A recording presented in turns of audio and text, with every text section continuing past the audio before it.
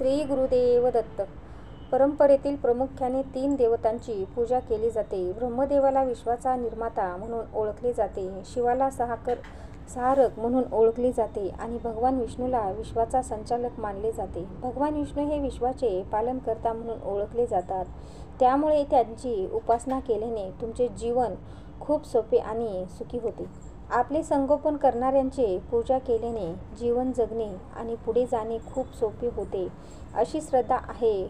म्हणून भगवान विष्णूची उपासना करण्याचे अनेक मार्ग आहेत, ज्यामध्ये विष्णू सहस्त्रनामाचा पाठ करणे सर्वात फलदायी मानले जाते.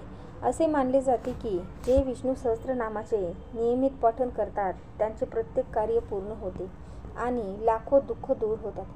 परंतु विष्णू सहस्त्रनामाचे पठण केल्याचे अनेक नियम केले आहेत आणि ते ध्यानात ठेवूनच पाठ केले पाहिजे, जेणेकरून भगवान विष्णूची कृपा प्राप्त होते. विष्णू सहस्त्रनाम हे एक प्राचीन स्तोत्र आहे. त्याच्या शब्दास अर्थ भगवान विष्णूचा 1000 नावांचा आहे. विष्णू सहस्त्रनाम हे सांस्कृतिक विद्वान ऋषी व्यास यांनी लिहिलेले महाभारताचा एक भाग आहे.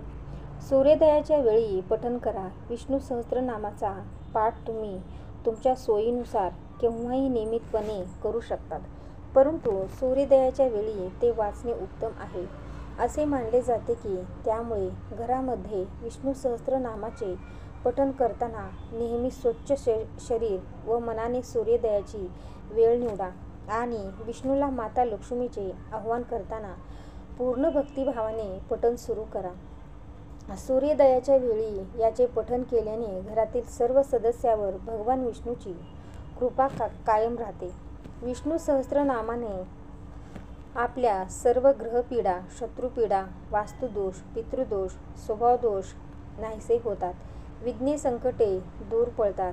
एखाद्या व्यक्तीने दररोज विष्णू सहस्त्रनामाचा पाठ केला तर त्याच्या आयुष्यातील सर्वात मोठा अडथळा दूर होतो आणि व्यक्तीला कीर्ती, आनंद, ऐश्वर्य, समृद्धी, यश, आरोग्य आणि सौभाग्य प्राप्त होते.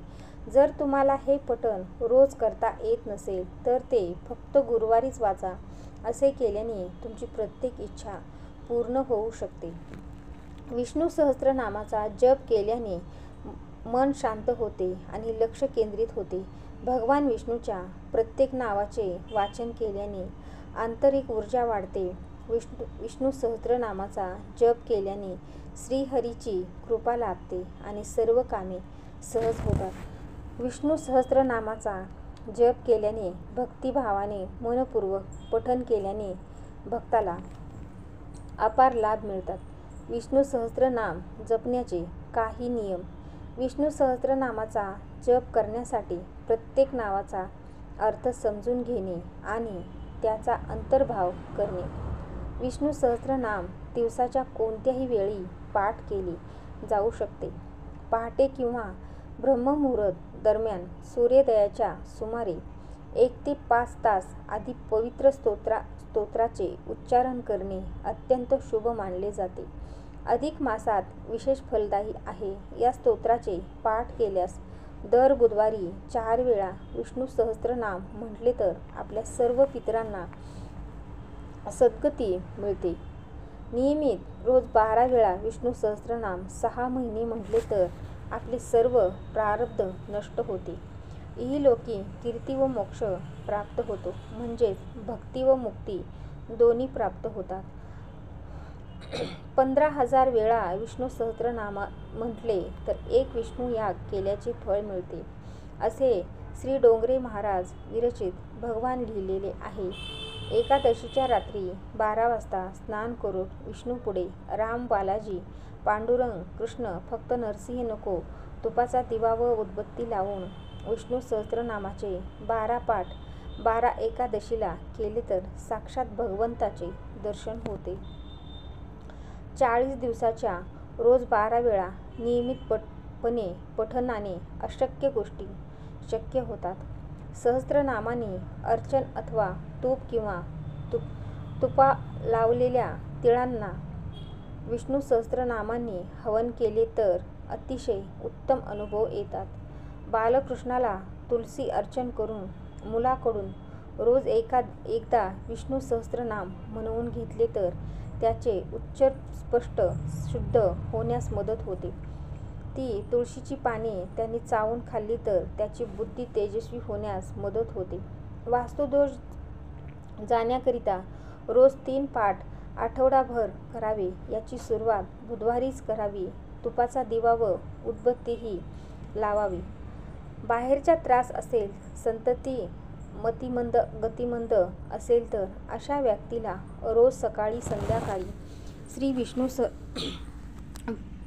विष्णू सहस्त्रनामाचे पाठ ऐकवावे. घरामध्ये कोणी व्याधीग्रस्त असेल तर विष्णू सहस्त्रनामाचा पठणाने व्याधी नष्ट होऊन शरीराभोवती एक सुरक्षा कवच उभे राहते.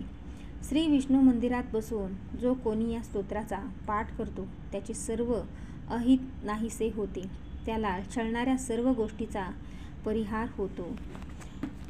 विष्णू सहस्त्रनामाचे कोणत्याही प्रकारचे अनुष्ठान करायचे असेल तर त्यासाठी रुद्रशाप विमोचन विधी करणे आवश्यक असते.